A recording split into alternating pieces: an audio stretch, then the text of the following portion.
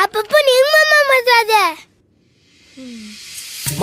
ಪಕ್ಕದ ಮನೆಯವ್ರ ಎದುರುಗಡೆ ಮನೆಯವ್ರ ಅಡ ಇಡ್ಸ್ಕೊಂಡ್ ದುಡ್ಡು ಕೊಡ್ಬೇಕು ನೀನು. ಹಂಗೆ ಯಾರಾದ್ರೂ ದುಡ್ಡು ಕೊಡ್ತಾರ ಹೇಳೋ? 100 200 ಮಿಕ್ಸಿನ ಜಾರ ಅಡ ಇಡ್ಸ್ಕೊಂಡ್ ಕೊಡು. ನೆಕ್ಸ್ಟ್ ಟೈಮ್ ಕೇಳ್ದೆ ನನ್ ದುಡ್ಡು ಕೊಡ್ಬೇಡ ಯಾರಿಗೂ. ಬೇಕಾರೆ ನಾನು ಕೊಟ್ಕೊಂತೀನಿ. ಸುಮ್ನೆ ತಲೆ ತಿನ್ಬೇಡ.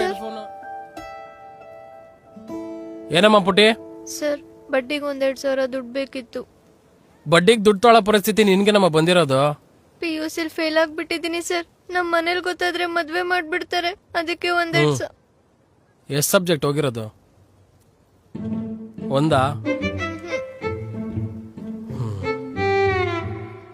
ಎಷ್ಟು ಬೇಕಾಗಿರೋದು ದುಡ್ಡು? 2,000 ಸರ್. ವಾರ ವಾರ ಕರೆಕ್ಟಾ ಬಡ್ಡಿ ಕೊಡ್ಬೇಕು.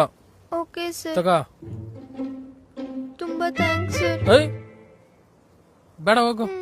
Thank you sir. ಕಾಲಿಗೆ ಬೀಳೋಷ್ಟು ದೊಡ್ಡನಾಗ್ಬಿಟ್ಟಿದ್ದೀನ. ಅಣ್ಣ ಅನ್ಕೊಂಬಿಟ್ಲ ಹಿಂಗೆ. ಇಲ್ವಲ್ಲ. ಹಲೋ, ಫಸ್ಟ್ ವೀಕ್ ಬಡ್ಡಿ ಎಲ್ಲಿ ಪುಟ್ಟಿ? ಸರ್, ನೆಕ್ಸ್ಟ್ ವೀಕ್ ಕೊಡ್ತೀನಿ ಸರ್.